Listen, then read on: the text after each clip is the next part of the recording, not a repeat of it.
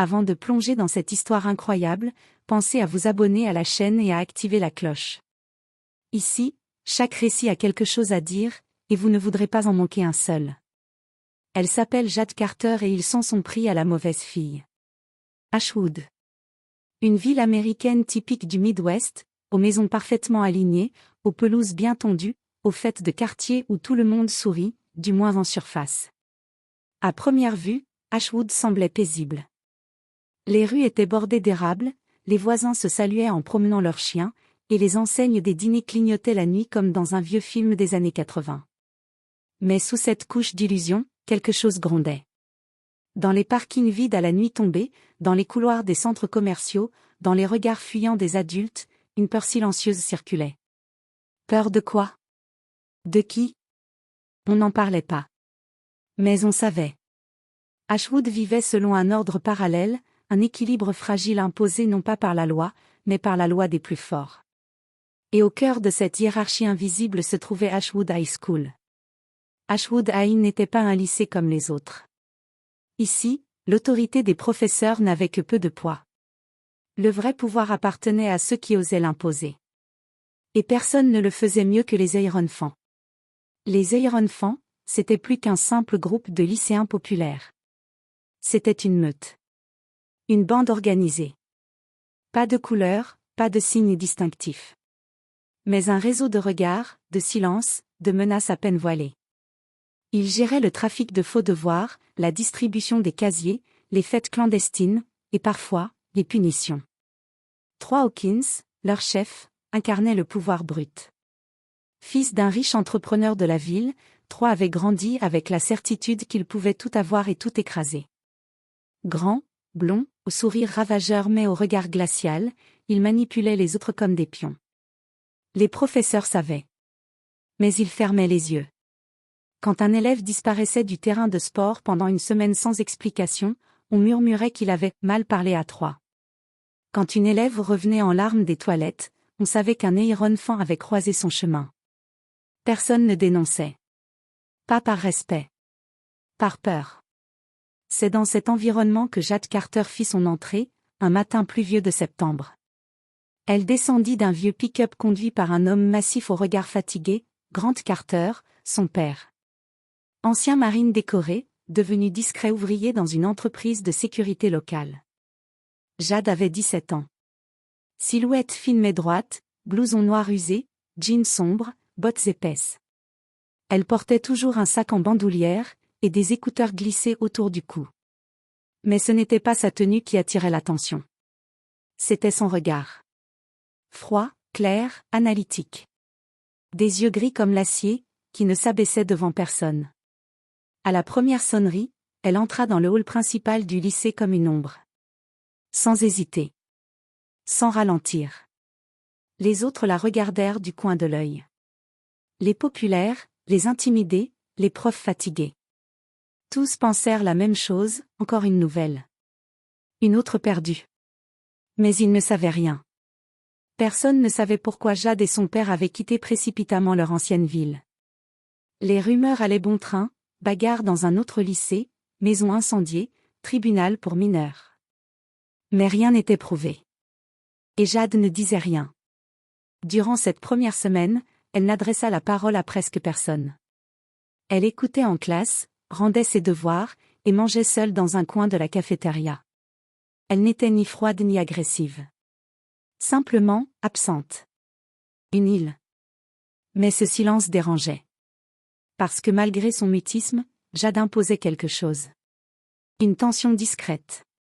Comme une lame rangée dans son fourreau, mais prête à jaillir.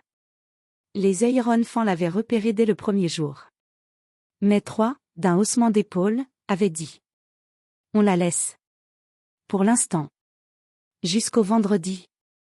Vendredi, 16h02. Fin de la dernière période. Le ciel s'était couvert. Les élèves sortaient en masse. Jade marchait seule vers l'arrière du bâtiment, comme à son habitude.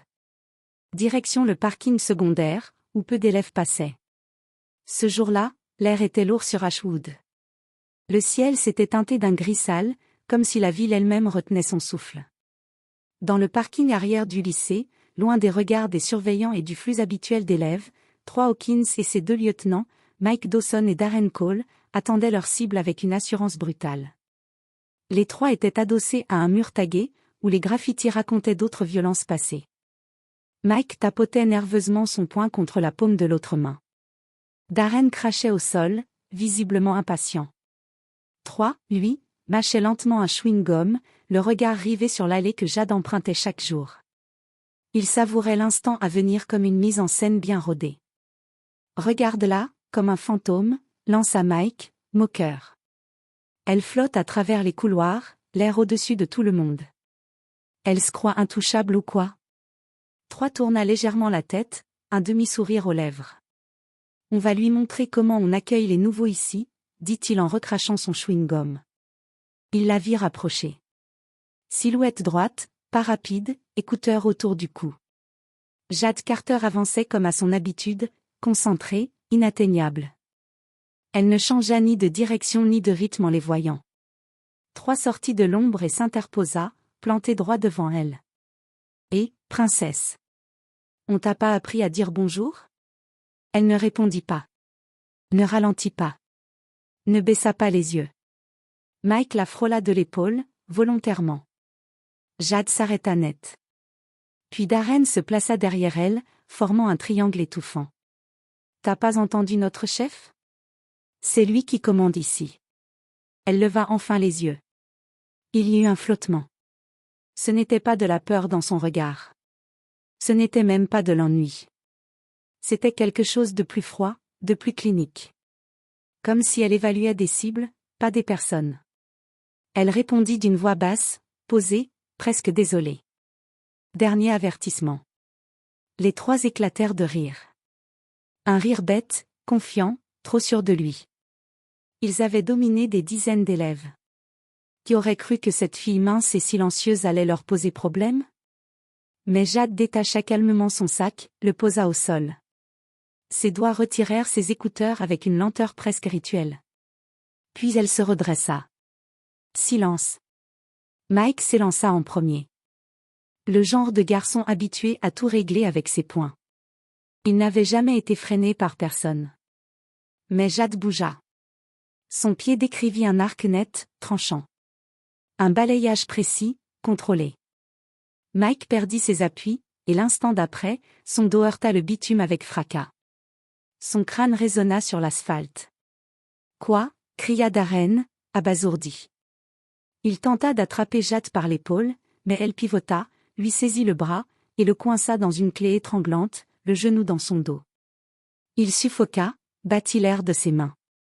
Elle libéra la prise juste avant qu'il ne perde connaissance, et d'un coup de talon, le repoussa au sol. 3, furieux, ouvrit son sac de sport et en sortit une barre de métal d'1 mètre, lourde et rouillée, un pied de parasol modifié. Un classique des bagarres en périphérie. Tu veux jouer, salope, grogna Tegil. Jade le regarda sans un mot. Il leva la barre, prêt à frapper. Mais elle entra dans sa zone.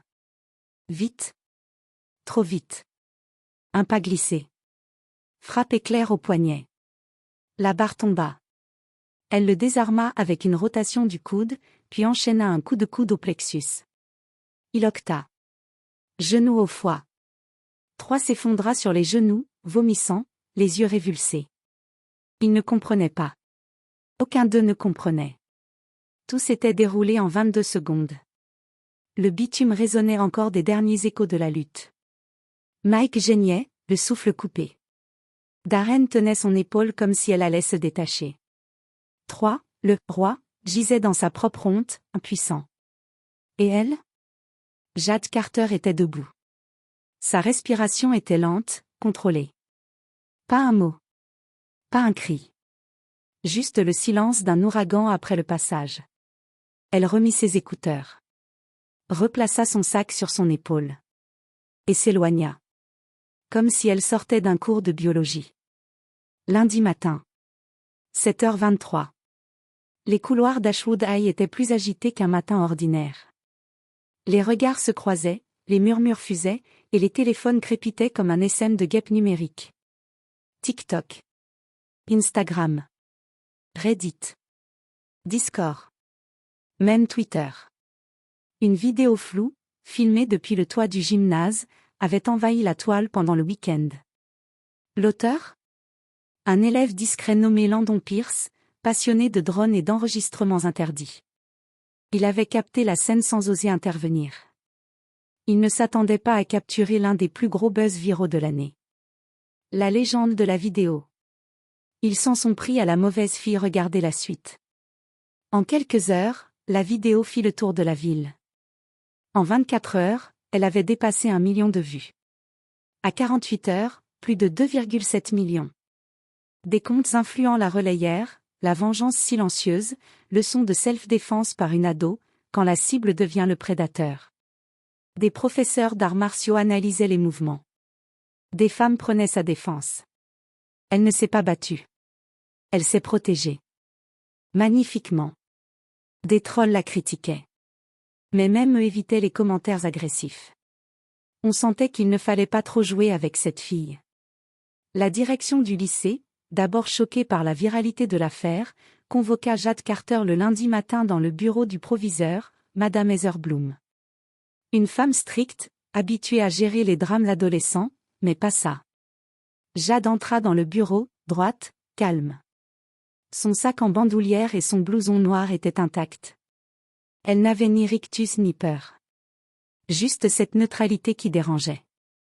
Mademoiselle Carter, dit Madame Bloom, en posant les mains sur son bureau, nous devons parler de ce qui s'est passé vendredi. Elle appuya sur le bouton de son écran tactile. La vidéo se lança. 3. Mike, Darren. Jade. Les cris étouffés. Le silence après l'impact. Que voyez-vous ? Demanda Jade simplement. Madame Bloom resta figée. Elle s'attendait à une excuse. À une justification. Elle n'avait rien. Que des faits. Et aucune provocation. Aucun mot. Pas une insulte. Vous ne niez rien ? Je n'ai rien à nier. J'ai mis fin à une agression. Le silence s'imposa. La direction ne pouvait rien prouver contre elle. La loi de l'État autorisait la légitime défense, surtout sur terrain scolaire, dès lors qu'elle était proportionnée. Et ici, la vidéo jouait en sa faveur. 3. Hawkins ne revint pas en cours ce lundi. Ni le mardi. Ni le mercredi. Officiellement, il avait une grippe. En réalité, il était humilié, blessé, anéanti. Son autorité, bâtie sur l'intimidation, s'était évaporée en 22 secondes. Même ses anciens camarades évitaient son regard. Les mêmes s'accumulaient en ligne. 3. Roi du lycée, détrôné par une fille en silence. Les Iron Fans ? Désormais les Cotton Cats. Mike Dawson, plâtré au poignet. Darren Cole, avec une minerve qu'il ne pouvait expliquer sans rougir. Tous deux refusèrent de témoigner. Aucun d'eux ne porta plainte. Ils savaient que s'ils remuaient l'affaire, ce serait leur réputation, déjà en ruine, qui souffrirait encore plus. Pendant ce temps, Jade continuait à venir en cours. Même siège, même carnet de notes. Même regard lointain. Mais tout avait changé autour d'elle. Plus personne ne lui bloquait le passage. On ne riait plus dans son dos. Certaines filles, d'abord méfiantes, commencèrent à lui adresser de brefs regards de respect. D'autres l'observaient en silence à la cafétéria. Un élève de première année osa même lui demander, timidement, si elle pouvait lui montrer un ou deux trucs d'autodéfense. Elle le regarda, et sourit pour la première fois. Un tout petit sourire. Mais suffisant pour que la légende continue de grandir. Coach Daniel Reynolds, professeur de sport et ancien sergent de l'armée, observait Jade depuis plusieurs jours. Quelque chose en elle ne trompait pas. La posture. Le calme. La précision. Il l'arrêta après le cours d'éducation physique, un matin. Carter ? T'es la fille de Grant Carter, non ? Jade s'immobilisa. Elle hocha lentement la tête. Je l'ai croisé à Fallujah. Ton père, c'était un monstre au corax en grave corps.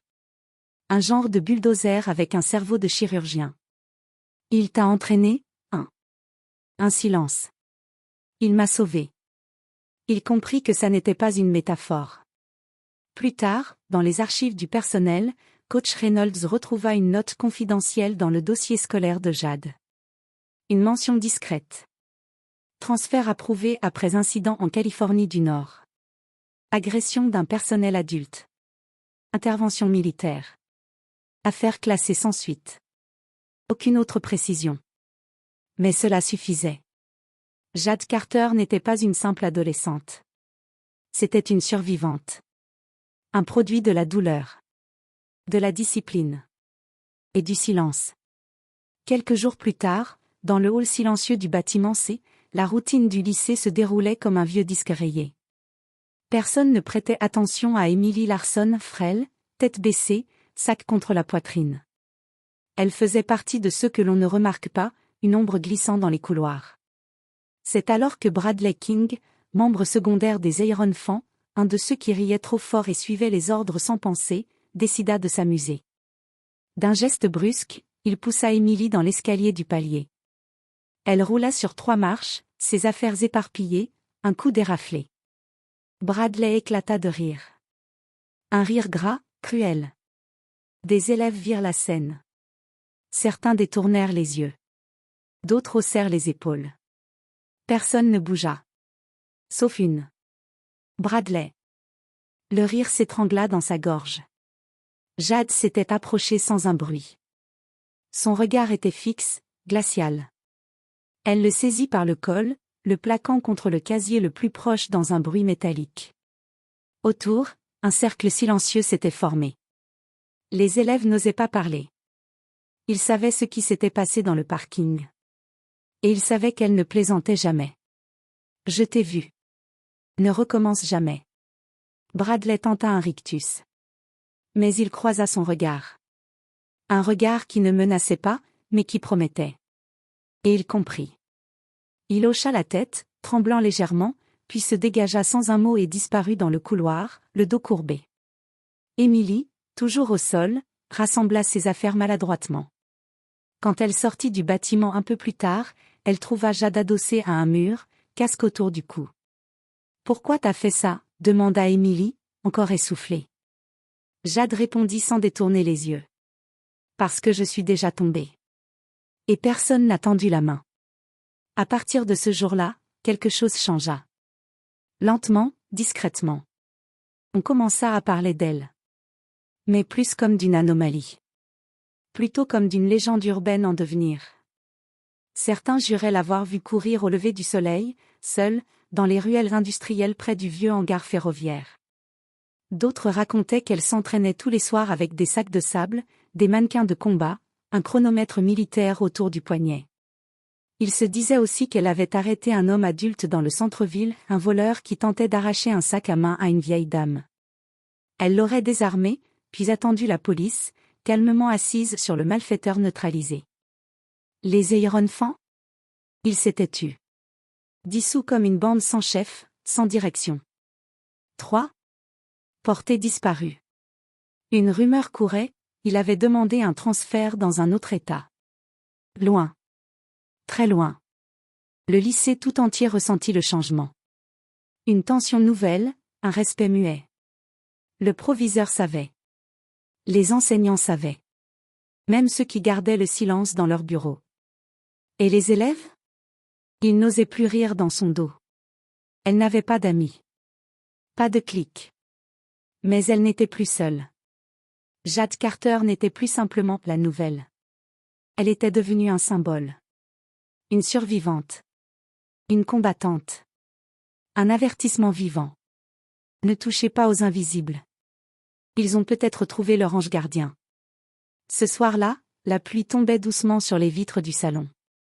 Jade rentra à pied, sac sur l'épaule, capuche rabattue, visage fermé. Son pas était lent, mesuré. Elle aurait pu paraître comme n'importe quelle adolescente fatiguée d'une longue journée, sauf que Jade n'était pas comme les autres. En franchissant la porte de leur maison, elle trouva son père, Grant Carter, assis dans le fauteuil en cuir élimé qu'il occupait depuis qu'ils avaient emménagé à Ashwood. Le téléviseur était éteint. La pièce était silencieuse. Sur ses genoux, un vieux dossier épais, orné du sceau du corps des marines. Il avait été ouvert. Feuilles annotées. Photocopie. Rapport de l'école précédente. Et plus encore. Tu aurais pu les blesser beaucoup plus gravement, dit-il sans lever la voix. Jade déposa son sac près de l'entrée et resta debout, droite, face à lui. Elle savait que ce moment viendrait. Pas parce qu'il était prévisible. Mais parce qu'il était inévitable. Je sais, répondit-elle simplement. Grant la fixa. Ses yeux d'ancien combattant n'étaient pas ceux d'un père inquiet ordinaire. Ils avaient vu des horreurs, des trahisons, des frères d'armes tombés. Il lisait les gestes comme d'autres lisent les mots. Il l'avait vu dans cette vidéo. Il avait tout compris. La précision de ses coups. Le contrôle. L'absence de colère. Juste une réponse chirurgicale à l'agression. Il referma lentement le dossier, puis posa une question simple, mais lourde. Tu t'es retenu. Pourquoi? Un long silence suivit. Le genre de silence qui gronde, qui vibre dans l'air comme un tambour invisible. Jade leva alors les yeux. Ils étaient d'un gris acier, dur et fragile à la fois. Comme s'ils contenaient des éclats d'orage et de cendres. Parce que je ne veux plus être une arme. Je veux juste vivre. Ces mots tombèrent comme une lame sur la table. Sans trembler. Sans détour. Grant Carter ne répondit pas tout de suite. Il se leva lentement, posa le dossier sur la table basse, puis s'approcha. Ce géant musclé, ce vétéran décoré, ce père forgé par la guerre, prit alors sa fille dans ses bras. Non pas avec la force d'un soldat, mais avec la tendresse d'un homme qui sait ce que signifie survivre. Et ce que cela coûte. Tu fais bien plus que survivre, Jade, murmura-t-il. Tu inspires. Jade resta contre lui quelques secondes. Le cœur battant. Le souffle ralenti. C'était peut-être la première fois depuis longtemps qu'elle se sentait pleinement vue. Non pour sa force. Ni pour sa froideur. Mais pour sa décision, celle de ne pas répondre à la violence par plus de violence. Ce soir-là, dans cette maison modeste de banlieue, une guerrière posa les armes. Elle ne devint pas faible. Elle devint libre. Et son père le sut, elle était prête pour ce monde. Parce qu'elle n'y allait pas pour détruire. Elle y allait pour le transformer.